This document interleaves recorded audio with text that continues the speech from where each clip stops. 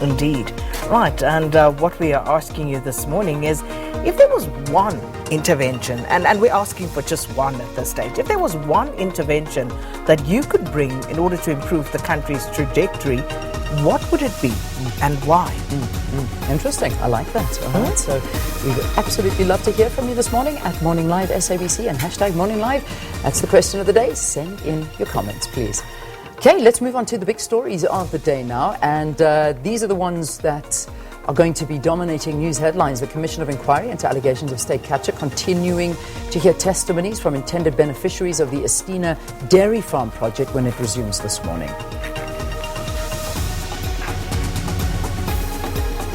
And then Finance Minister Tito Mboweni is expected to announce the appointment of chief risk officers to the country's embattled state-owned enterprises. And we follow up on the taxi commuters that have been left stranded due to a taxi strike in Bloemfontein. Our reporter is on the scene. We'll be giving you an update in our 6:30 news headlines. So, details coming up on that story.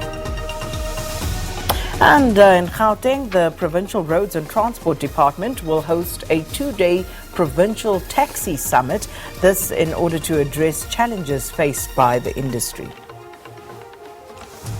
All right, let's take a look at our trending topics now. And the first trending topic we're looking at, let's talk to Mosebenzi Zwane. We'll get to Julius Malema. Mosebenzi Zwane, of course, that was a story in our news all to do with the state capture inquiry. And it was quite a sad story in terms of where the Free State Agricultural MEC took his guy to India for training on the dairy project instead of the beneficiaries. And I mean, this is a story that seriously is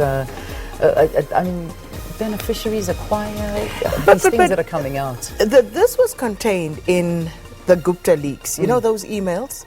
All of this was outlined. I don't know if you saw those, if you read those. Yeah, the majority of them, there were so many of them. But yes, this that one story was clearly outlined, how many members of that choir went, how long they went for, what happened.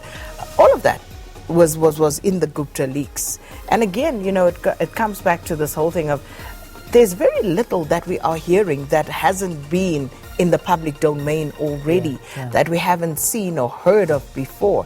And the question then remains, what is going to be done? What is being done, especially in instances where there is sufficient information to perhaps follow up by law enforcement authorities? I think one wants to see some action being taken at this point. And it would not be fair to say that nothing is being done. In the Agritzi situation, we know people have appeared in court, so it just is a question of how fast or how slowly the wheels of justice will turn. We've got to wait and see on that one. But just revelations coming out of the state capture inquiry. Nothing new, but still. It still makes you stop and think, really, did that honestly happen? Your choir went and not the beneficiaries? It does, but it makes one question so much of the sort of information that comes into the public domain. And the one that always sticks out for me, just to digress for a moment, is revelations that IPID had put before the Portfolio Committee of Police in Parliament. Where they were talking about KGB and how money was used to go and basically influence the ANC's Mangaung conference. What has happened to that? This was revealed in Parliament. The man was supposed to be in prison, and there he was heading up a whole unit within the South African Police Service.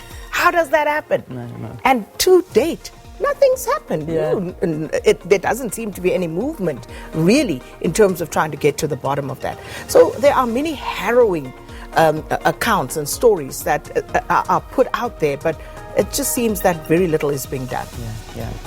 All right, well, I'll tell you what is being done is another trending topic, and that's Julius Malema. Take a listen to this.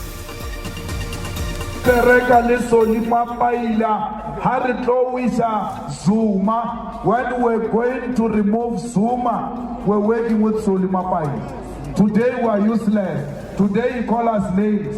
We were working with Derek Hanekom. Derek Hanekom is the one who gave us a list of ANC MPs who are going to vote with us against Zuma in the motion of no confidence. Derek Hanekom. Nariplota Zuma Lisolima Paila. Today he says all types of things.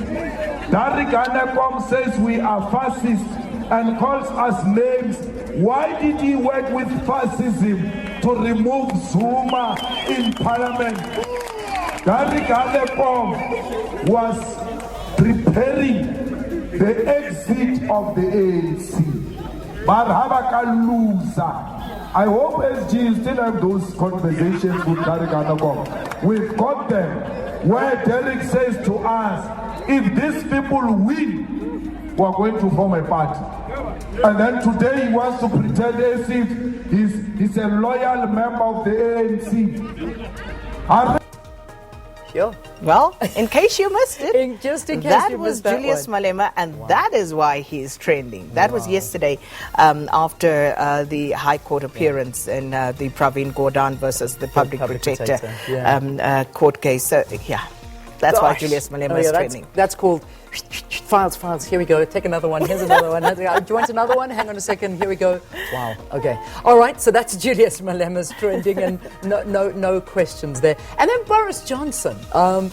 Not unexpected. Again, he was voted in as the new leader of the Conservative Party, and he's taking over from Theresa May.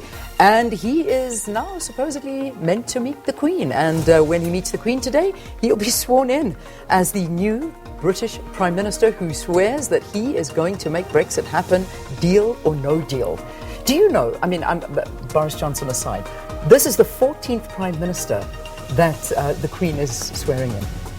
That's a lot. Can you believe this? Yeah. 14 Prime But she's Ministers been in on her the lifetime. throne for forever. Exactly. That just shows you how many years. But Yeah.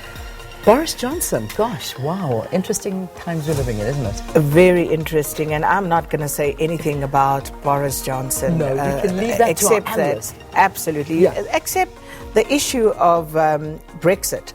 And Boris Johnson and Hunt, they both incidentally indicated that they will leave the EU Deal without or a no deal deal? Yeah. if it comes to it. So it seems as though Brexit is happening, deal or no deal. So that's the conversation we're actually going to be having with our analysts. That'll happen in the next Economist, actually, from UJ, Professor Peter Bauer. That's going to happen in the 8 o'clock hour. So we'll talk about the repercussions of all of this on South Africa, which is really what you would like to know. All right, so 20 minutes past 6.